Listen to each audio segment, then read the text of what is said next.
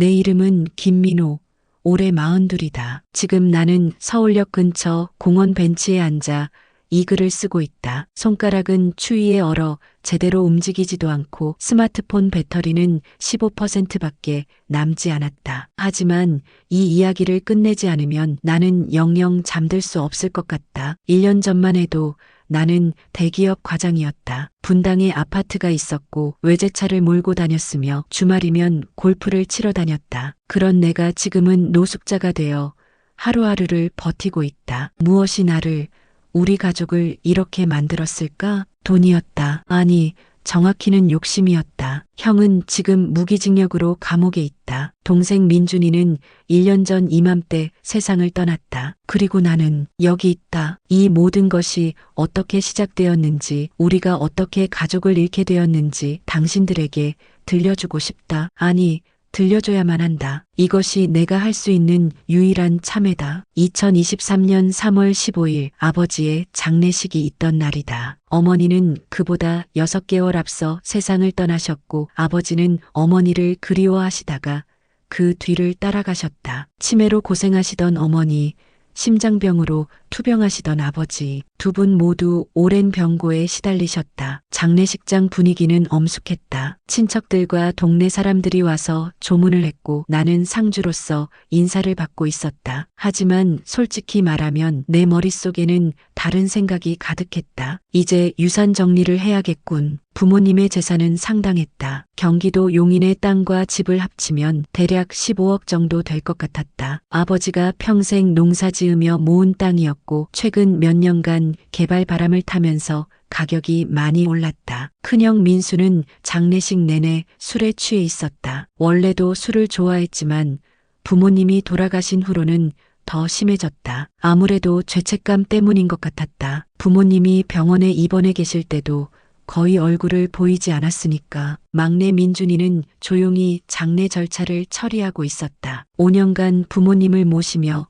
병간호를 해온 게 그였으니 이런 일들도 익숙할 터였다. 보고 있으니 안쓰럽기도 했지만 한편으로는 이제 민준이도 자유롭게 살 수 있겠네 하는 생각이 들었다. 그런데 장례식이 거의 끝나갈 무렵 내가 실수를 저질렀다. 친척 중 한 명이 이제 유산 정리도 해야겠네라고 말하자 나는 별 생각 없이 이렇게 대답했다. 그러게요. 유산 언제 나눠요? 순간 장례식장이 조용해졌다. 친척들이 나를 이상한 눈으로 바라봤다. 아, 부모님 장례식 당일에 유산 이야기를 꺼낸 것이었다. 민호야, 그런 이야기는 나중에 하자. 큰형이 날카로운 목소리로 말했다. 아, 죄송합니다. 나는 얼굴이 붉어지며 사과했다. 하지만 내가 던진 그 한마디가 우리 가족의 화약고에 불을 붙인 줄은 그때 몰랐다. 장례를 마친 지 3일 후 우리는 부모님의 유언장을 확인하기 위해 변호사 사무실에 모였다. 강남의 한 법무법인 사무실이었다. 부모님이 몇 년 전에 미리 작성해 두신 유언장이라고 했다. 나는 그런 게 있는 줄도 몰랐다. 변호사는 40대 중반의 차분한 여성이었다. 그녀가 봉투에서 유언장을 꺼내 읽기 시작했을 때 나는 약간 긴장했다. 하지만 큰 문제는 없을 거라고 생각했다. 아마 형제간에 공평하게 나누어 주실 것 같았다. 고 김영수님과 고 박순자님의 유언에 따라 재산을 다음과 같이 분배합니다. 변호사의 목소리가 사무실에 울려 퍼졌다. 첫째, 용인시 기흥구 소재 토지 및 주택 감정가액 15억 원의 80%를 막내 아들 김민준에게. 뭐라고? 나는 귀를 의심했다. 80%? 막내에게? 20%를 장남 김민수와 차남 김민호에게 각각 10%씩 분배합니다. 순간 머리가 하얘졌다. 15억의 80%면 12억이다. 막내가 12억을, 우리는 각각 1억 5천만 원씩? 큰형의 얼굴이 사악하게 일그러졌다. 뭐라고? 이게 무슨 소리야? 또한 부모님께서 개인적으로 작성하신 편지가 있습니다. 변호사가 또 다른 봉투를 꺼냈다. 편지 내용은 이랬다. 민준아, 내가 우리 곁을 지켜줘서 마지막까지 행복했다. 형들한테는 이미 충분히 줬으니 이해하렴. 민수는 사업 자금으로 5억을 가져갔고 민호도 그동안 우리가 많이 도와줬잖니. 너만이 진정한 아들이었다. 너 혼자라도 행복했으면 좋겠다. 그리고 내 인생을 희생시켜서 미안하다. 아버지, 어머니가 충격이었다. 완전한 충격이었다. 5억? 큰형이 부모님께 5억을 가져갔다고? 나도 부모님이 많이 도와주셨다고? 이건 조작이야. 큰형이 소리쳤다. 막내가 부모님을 깨어낸 거야. 하지만 변호사는 차분하게 설명했다. 공증을 받은 정식 유언장입니다. 또한 필적 감정도 마쳤습니다. 민준이는 아무 말 없이 고개를 숙이고 있었다. 그의 어깨가 작게 떨리고 있었다. 나는 솔직히 말하면 분노보다는 당황스러움이 더 컸다. 내가 부모님께 도움을 많이 받았다고? 언제? 어떻게? 형, 일단 나가서 이야기해요. 민준이가 조용히 말했다. 우리는 법무법인 로비로 나왔다. 큰형은 여전히 분노에 차 있었다. 이게 말이 되냐? 내가 장남인데. 형님, 일단 진정하시고요. 내가 말을 꺼내려는데 큰형이 나를 향해 소리쳤다. 너도 가만히 있지 마. 우리가 각각 10%씩이라니. 말도 안 돼. 민준이가 조심스럽게 말했다. 형님들, 부모님 편지 내용이. 닥쳐. 큰형이 민준이를 향해 고함을 쳤다. 너 부모님을 세뇌시킨 거지? 5년 동안 옆에 붙어 있으면서. 그 순간 나도 화가 났다. 왜냐하면 솔직히 인정하기 싫지만 부모님이 내게 많이 도와주셨다는 말이 맞았기 때문이다. 몇 년 전 내가 주식 투자에 실패해서 큰 손해를 봤을 때 부모님께서 3천만 원을 주셨다. 그때 나중에 갚겠다고 말했지만 실제로는 갚지 않았다. 아니, 갚을 생각조차 하지 않았다. 어차피 부모 재산이 나한테도 올 텐데라고 생각했던 것이다. 그 외에도 크고 작은 도움들이 있었다. 아파트 살 때도 보증금을 도와주셨고 아이들 교육비도 종종 지원해 주셨다. 나는 그것들을 당연하게 여겼다. 하지만 80%는 너무했다. 아무리 민준이가 부모님을 모셨다고 해도 우리도 아들 아닌가? 민준아, 내가 최대한 차분한 목소리로 말했다. 형으로서 부탁하는데 이건 좀 심한 것 같다. 우리 셋이 똑같이 나누는 게 어떨까? 민준이는 한참 동안 고민하는 것 같았다. 그리고는 고개를 저었다. 죄송해요, 형님들. 하지만 부모님 뜻을 따르고 싶어요. 그 순간 큰형의 얼굴이 완전히 돌변했다. 좋아. 그럼 법정에서 보자. 나는 절대 이대로 물러서지 않는다. 집에 돌아온 후 나는 가만히 생각해봤다. 큰형이 부모님께 5억을 가져갔다는 게 사실일까? 궁금증을 참을 수 없어서 민준이에게 전화를 걸었다. 민준아, 형이 정말 부모님께 5억을. 네, 형님. 민준이의 목소리는 피곤해 보였다. 10년 전부터 조금씩 가져가셨어요. 처음에는 사업 자금으로 2억, 그 다음에 사업 확장한다고 1억, 나중에는 아버지 심장 수술비까지. 심장 수술비까지? 네, 2억이었는데 형님이 내가 나중에 갚을게라고 하시면서 가져가셨어요. 그래서 저희가 제 결혼자금까지 털어서. 민준이의 말을 들으니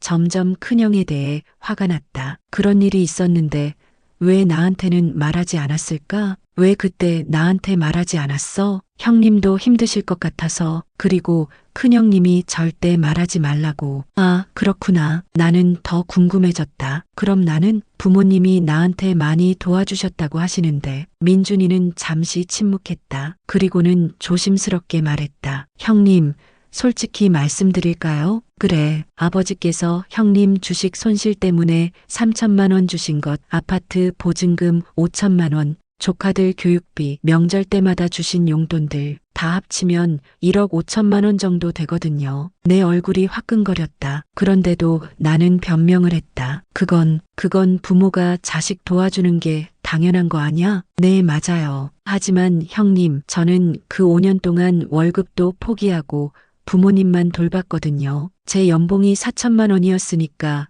5년이면 2억이에요. 거기다 제 결혼자금 3천만 원까지. 민준이의 계산이 맞았다. 그는 5년간 자신의 인생을 포기하고 부모님을 돌봤다. 경제적으로 따져봐도 그가 희생한 게 더 컸다. 하지만 인정하고 싶지 않았다. 나도 아들인데 왜 10%만 받아야 하나? 그래도 80%는 너무 심해. 우리끼리 다시 나누자. 형님, 죄송해요. 부모님 뜻을 따르고 싶어요. 민준이는 끝까지 고집을 부렸다. 그날 밤 나는 술을 많이 마셨다. 그리고 아내에게 하소연했다. 여보, 이게 말이 돼? 막내가 80%를 가져간다니. 아내도 분노했다. 그럼 우리는 뭐가 되는 거야? 민준이가 부모님을 꼬신 게 분명해. 그런 것 같기도 하고 당신도 그동안 명절 때마다 부모님 뵙고 용돈도 드리고 그랬잖아. 그런데 10%만 받으라고? 말도 안 돼. 아내의 말에 용기를 얻은 나는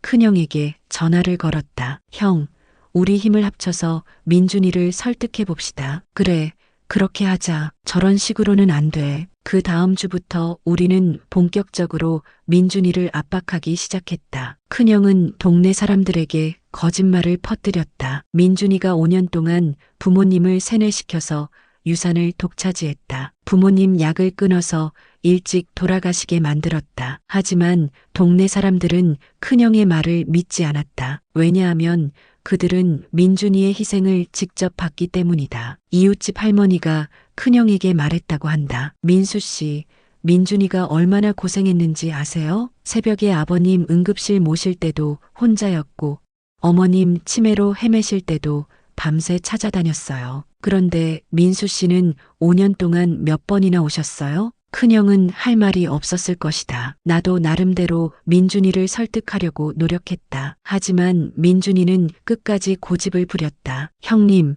제가 뭘 잘못했나요? 잘못한 건 없어. 하지만 우리도 아들이잖아. 좀 더 공평하게 나누자. 형님, 5년 동안 어디 계셨어요? 아버지 응급실 갈 때, 어머니 치매로 헤맬 때, 형님들은 어디에 계셨나요? 민준이의 말에 나는 할 말이 없었다. 사실이었으니까. 아버지가 심장마비로 응급실에 가셨을 때 나는 골프를 치고 있었다. 민준이가 전화를 했지만 나는 나중에라고 하며 전화를 끊었다. 그때 아버지가 위독하다는 걸 몰랐다. 어머니가 치매로 집을 나가서 실종되셨을 때도 나는 회사 회식 때문에 참가하지 못했다. 민준이 혼자 밤새 어머니를 찾아다녔다. 그런 일들이 한두 번이 아니었다. 하지만 인정하고 싶지 않았다. 나도 바빴고 내 생활이 있었으니까. 그렇다고 해서 80%를 가져가는 게 맞냐? 우리끼리 합의해서 똑같이 나누자. 안 돼요. 민준이는 끝까지 거절했다. 민준이가 계속 거절하자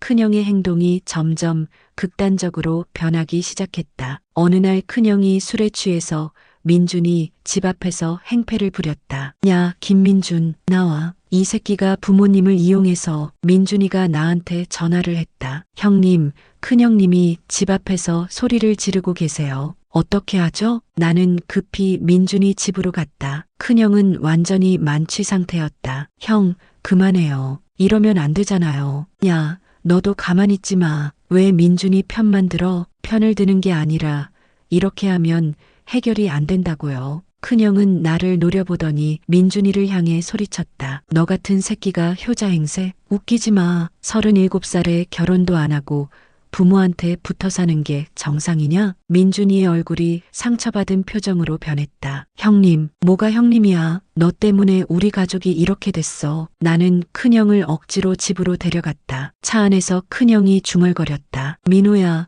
우리가 져야 하냐? 저 새끼가 부모님을 5년 동안 세뇌시켜서 우리 재산을 다 뺏어간 거야. 형, 민준이가 세뇌시켰다는 증거가 있어요? 증거? 80%를 받겠다는 게 증거지. 정상적인 부모가 그런 유언장을 쓰겠어? 큰형의 논리는 이랬다. 부모님이 막내에게 80%를 주실 리 없으니 분명 민준이가 깨어낸 것이다. 하지만 나는 점점 확신이 서지 않았다. 부모님의 편지 내용을 다시 생각해보니 우리가 정말 부모님을 소홀히 했던 것 같았다. 형, 우리가 정말 부모님께 잘했나요? 뭔 소리야? 우리도 나름대로 했지. 언제요? 구체적으로 언제? 큰형은 대답하지 못했다. 집에 돌아온 후 나는 지난 5년을 되돌아봤다. 정말 부모님께 잘했을까? 솔직히 말하면 아니었다. 부모님이 병원에 계실 때 나는 한 달에 한 번 정도만 문안을 갔다. 그것도 아내가 가야 하는 거 아니야?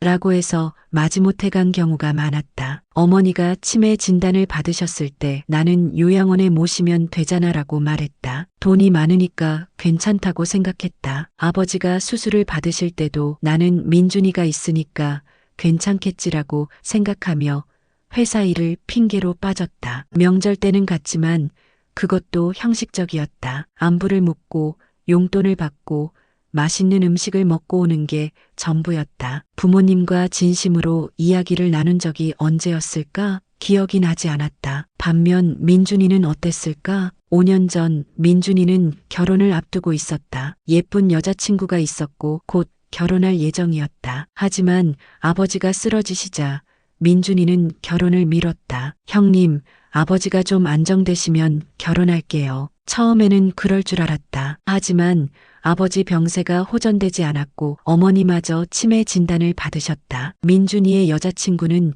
1년을 기다렸다. 2년도 기다렸다. 하지만 3년째 되던 해 결국 헤어졌다. 민준아, 미안해. 나도 나이가 있잖아. 언제까지 기다릴 수는 없어. 민준이는 아무 말도 하지 않았다. 그냥 받아들였다. 그 후 민준이는 연애도 하지 않았다. 부모님을 돌보는 게 전부였다. 새벽 3시에 아버지가 응급실에 가실 때 민준이가 업고 갔다. 어머니가 치매로 집을 나가서 헤매실 때 민준이가 밤새 찾아다녔다. 부모님이 약을 드시지 않으려 할 때 민준이가 달래가며 먹여드렸다. 그런 일들을 5년간 혼자서 해냈다. 그런데 나는 뭘 했나? 한 달에 한 번 얼굴이나 비추고 명절 때 왔다가 용돈 받고 가는 게 전부였다. 그러면서도 유산은 똑같이 받아야 한다고 양심이 있나 없나? 하지만 여전히 인정하기 싫었다. 나도 아들이고 나도 나름대로 힘든 생활을 하고 있었으니까. 민준이가 계속 거절하자 큰형의 행동은 점점 더 극단적이 되어갔다. 어느 날 큰형이 민준이의 SNS 계정을 해킹하려고 시도했다는 소식을 들었다. 부모님과의 추억 사진들을 삭제해서 증거를 없애려고 했던 것 같다. 하지만 실패했다. 오히려 민준이 폰에는 부모님과의 따뜻한 일상들이 그대로 남아 있었다. 오늘 아버지가 웃으셨다. 어머니가 내 이름을 기억하신다. 아버지 혈압이 안정됐다. 어머니와 함께 산책했다. 소소하지만 따뜻한 기록들이었다. 그리고 응급 상황들의 기록도 있었다. 새벽 3시 아버지 응급실, 어머니 실종 밤새 수색, 아버지 수술 12시간 대기. 이런 기록들을 보니 민준이가 얼마나 힘들었을지 짐작이 갔다. 나는 큰형에게 말했다. 형, 이제 그만해요. 민준이 말이 맞는 것 같아요. 뭐라고? 너도 민준이 편 들 거야? 편을 드는 게 아니라 우리가 정말 부모님께 잘못한 것 같아요.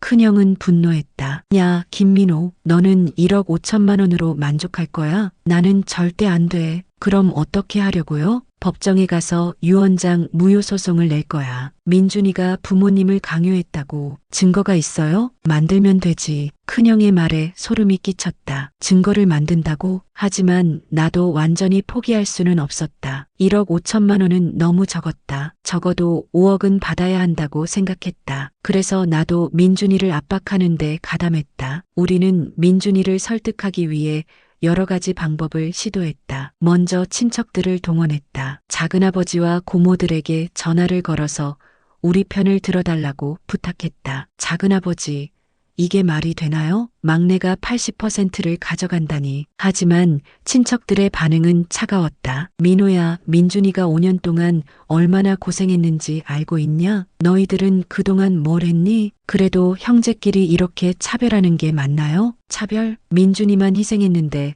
뭔 차별이야? 오히려 너희가 미안해해야지. 친척들도 우리 편이 아니었다. 그러자 큰형이 다른 방법을 시도했다. 민준이에게 직접적으로 협박을 가하기 시작한 것이다. 민준아, 형이 마지막으로 말한다. 유산을 똑같이 나누자. 안 그러면 어쩌신다는 거예요? 너 혼자 사는 게 모든 사람들이 이상하다고 생각한다는 걸 모르냐? 37살에 결혼도 안 하고. 민준이의 얼굴이 상처받은 표정으로 변했다. 형님, 제가 왜 결혼을 못했는지 아시잖아요. 그건 내 선택이었잖아. 부모 핑계 대지 마. 사람들이 뭐라고 하는지 아냐? 저 남자 뭔가 이상한 것 같다. 나이 들도록 결혼 안 하고 부모한테 붙어 있으니라고 말이야. 민준이는 아무 말도 하지 않았다. 하지만 그의 눈에 눈물이 고여 있었다. 나는 큰형이 너무 심하다고 생각했지만 말리지는 않았다. 어쨌든 민준이를 설득해야 했으니까. 어느 날 민준이가 나에게 전화를 했다. 형님,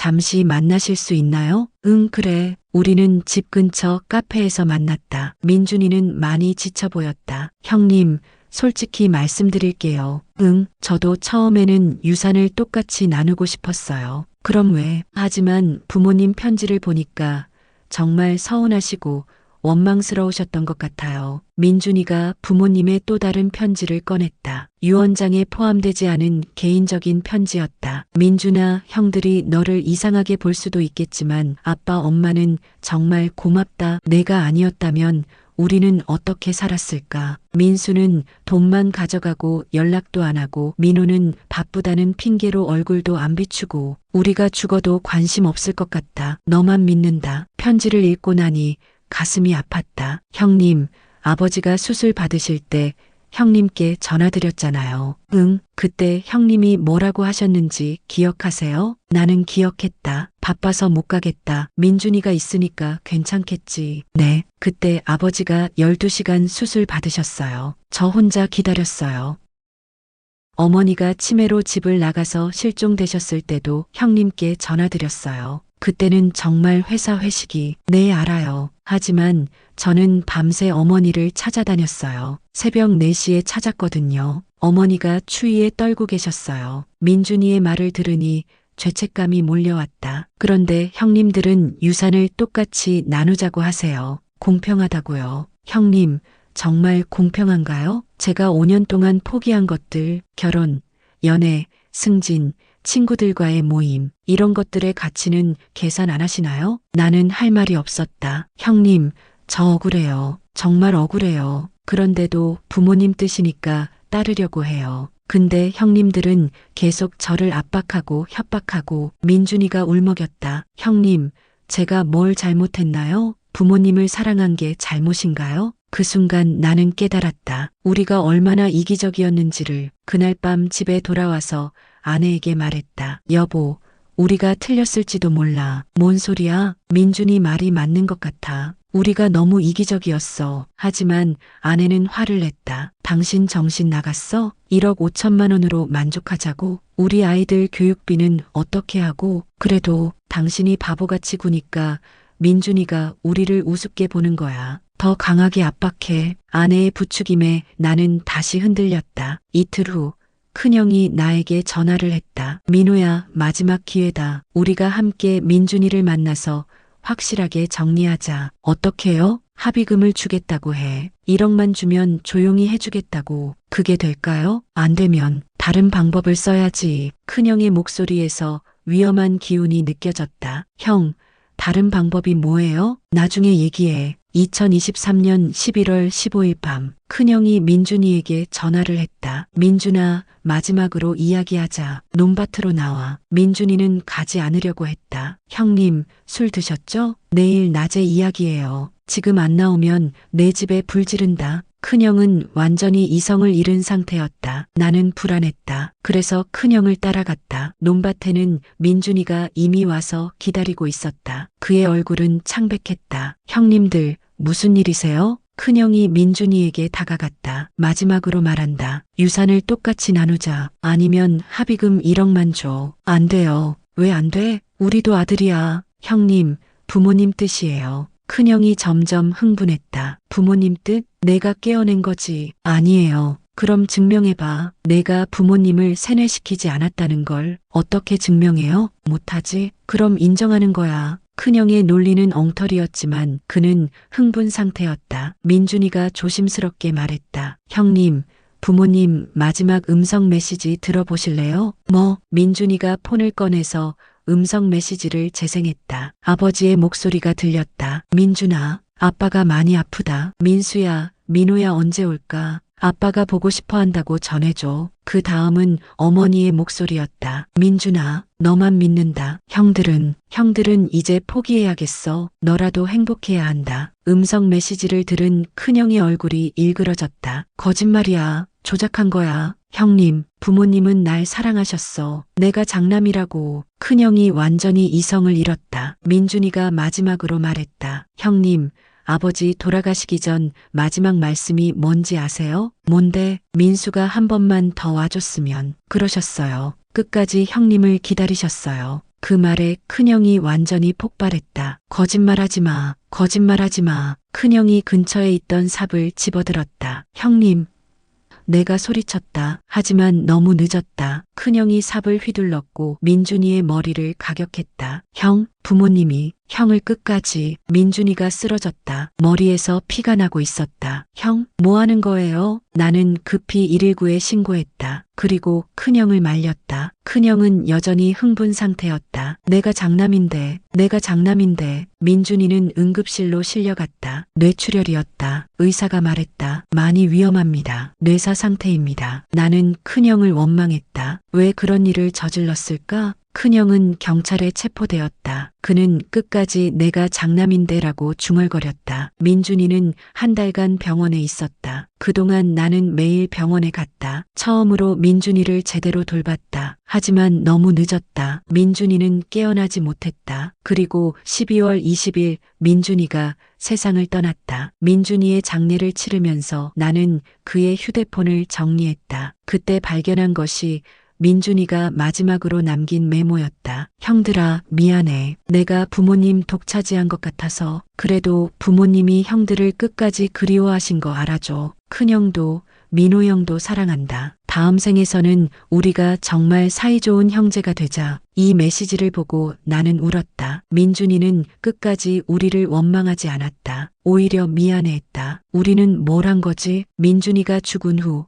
모든 것이 무너졌다. 유산은 소송 비용, 의료비, 장례비로 대부분 소진되었다. 15억 중에 남은 건 겨우 3억뿐이었다. 그마저도 큰형의 변호사비와 민준이의 치료비로 다 사라졌다. 결국 집과 땅은 은행의 경매로 넘어갔다. 나는 직장에서도 해고당했다. 가족살인 사건에 연루된 직원을 회사에서 원하지 않았다. 아내와도 이혼했다. 당신 때문에 우리 인생이 망가졌어요. 더 이상은 같이 살 수 없어요. 아이들도 나와 함께 살기를 거부했다. 아빠, 우리 부끄러워요. 삼촌을 죽인 가족이라고 애들이 놀려요. 나는 모든 것을 잃었다. 민준이가 죽고 6개월 후 큰형에게서 편지가 왔다. 민호야, 나는 억울하다. 장남인 내가 더 받는 게 당연했다. 민준이가 부모를 이용한 게 분명하다. 나는 살인자가 아니야. 그냥 실수였어. 민준이가 먼저 도발했다고. 내 말을 믿어줘. 편지를 읽고 나는 절망했다. 아직도 정신을 못 차렸다. 민준이는 죽었는데 여전히 자기가 피해자라고 생각하고 있었다. 나는 편지를 찢어버렸다. 그 후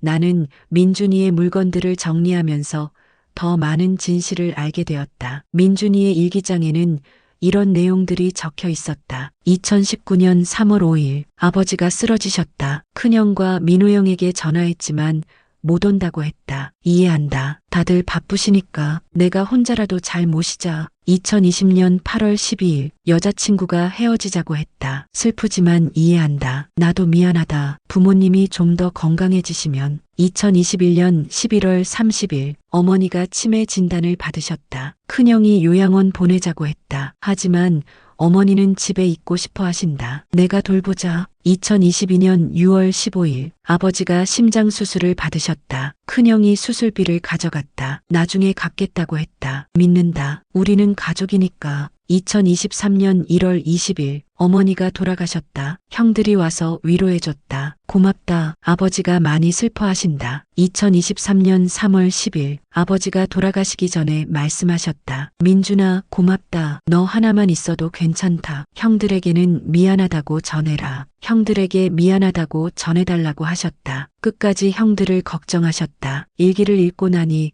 더욱 죄책감이 컸다. 민준이는 끝까지 우리를 이해하려고 했다. 우리를 원망하지 않았다. 그런데 우리는 뭘 했는가? 민준이를 의심하고 압박하고 결국 죽음으로 몰아넣었다. 민준이 장례식에서 동네 사람들의 이야기를 들었다. 이웃집 할머니가 말했다. 민준이는 정말 효자였어요. 새벽에도 아버님 응급실 모시고 어머님 찾아다니고 5년 동안 하루도 빠짐없이 돌봤어요. 마트 사장님도 말했다. 민준이가 부모님 약 사러 오면서 항상 걱정이 많아 보였어요. 약값이 너무 비싸다고 하면서도 절대 끊지 않았어요. 자기는 점심도 안 먹으면서 약사 선생님도 증언했다. 민준이가 부모님 약 관리를 정말 세심하게 했어요. 복용법을 노트에 적어 가지고 와서 확인하고 부작용 있으면 바로 달려와서 문의하고 그런 자식 흔하지 않아요. 모든 사람들이 민준이의 헌신을 증언했다. 그런데 우리는 그런 민준이를 의심했다. 나는 민준이 무덤 앞에 자주 갔다. 민준아, 형이 미안하다. 정말 미안하다. 하지만 민준이는 대답하지 않았다. 우리가 너무 이기적이었어. 내가 5년 동안 얼마나 고생했는지 몰랐어. 여전히 대답은 없었다. 내 말이 맞았어. 우리는 부모님께 잘못했어. 그런데도 유산만 달라고 했어. 바람만 불어왔다. 나는 민준이의 무덤 앞에서 많은 시간을 보냈다. 그곳에서만 마음이 조금 편해졌다. 큰형의 재판이 시작되었다. 검사는 계획적 살인이라고 주장했다. 하지만 변호사는 우발적 범행이라고 변호했다. 나는 증인으로 법정에 섰다. 피고인이 평소 피해자를 어떻게 대했는지 증언해 주세요. 큰형은 민준이를 의심했습니다. 부모님을 깨어냈다고 믿었어요. 그런 의심에 합리적 근거가 있었습니까? 아니요. 민준이는 5년간 부모님을 헌신적으로 모셨습니다. 그럼에도 피고인이 계속 압박한 이유는 무엇입니까? 유산 때문이었습니다. 더 많이 받고 싶어 했어요. 내 증언은 큰형에게 불리했다. 하지만 사실을 말해야 했다. 큰형은 법정에서도 같은 말을 반복했다. 저는 장남입니다. 장남이 더 받는 게 당연합니다. 피해자를 죽일 의도가 있었습니까? 아니요. 그냥 화가 났어요. 제 인생을 뭘로 보는 거냐고. 큰형은 결국 무기징역을 선고받았다. 큰형은 감옥에서도 계속 편지를 보냈다. 민호야, 내가 잘못했다. 하지만 민준이도 잘못이 있어. 왜 우리와 합의하지 않았을까? 조금만 양보했으면 이런 일이 일어나지 않았을 텐데. 민호야, 부모님이 정말 나를 미워하셨을까? 나는 장남인데. 평생 농사를 물려받을 줄 알았는데. 민호야, 민준이한테 미안하다고 전해줘. 내가 너무 흥분했어. 하지만 고의가 아니었어. 편지들을 읽으면서 나는 큰형이 아직도 정신을 못 차렸다는 걸 알 수 있었다. 끝까지 자기 합리화만 하고 있었다. 무덤 앞에서. 그래서 지금 나는 여기에 있다. 민준이 무덤 앞에서 이 차가운 벤치에서 이 이야기를 쓰고 있다. 스마트폰 배터리가 5%밖에 남지 않았지만 끝까지 써야겠다. 민준아, 형이 정말 미안하다. 우리는 내가 부모님을 모시는 5년 동안 아무것도 하지 않았다. 그러면서도 유산을 똑같이 달라고 했다. 큰형은 내가 부모님을 세뇌시켰다고 믿었다. 나도 처음에는 그렇게 생각했다. 하지만 틀렸다. 너는 그냥 부모님을 사랑했을 뿐이다. 내가 포기한 것들, 결혼, 연애, 승진, 친구들, 그 모든 것들의 가치를 우리는 무시했다. 15억이 뭐가 중요했을까? 결국 우리는 아무것도 얻지 못했다. 돈도, 가족도, 행복도 모두 잃었다. 큰형은 감옥에 있고 나는 노숙자가 되었다. 그리고 너는 영원히 돌아오지 않는다. 오늘도 큰형에게서 편지가 왔다. 민호야, 나는 억울하다. 장남인 내가 더 받는 게 당연했다. 민준이가 부모를 이용한 게 분명하다. 아직도 정신을 못 차렸다. 민준아, 나는 이제 알겠다. 부모님 유언이 맞았다. 진짜 아들은 너 하나뿐이었어. 우리는 그냥 자식 흉내만 낸 거야. 이제라도 제대로 된 형이 되고 싶지만 너무 늦었다. 미안하다, 민준아. 정말 미안하다. 다음 생에서는 우리 같은 형들 만나지 말고 진짜 사랑하는 가족 만나서 행복해라. 그리고 부모님께 안부 전해드려라. 형들이 정말 미안하다고. 이 이야기는 실화를 바탕으로 재구성되었습니다. 가족의 소중함을 다시 한번 생각해보는 계기가 되길 바랍니다.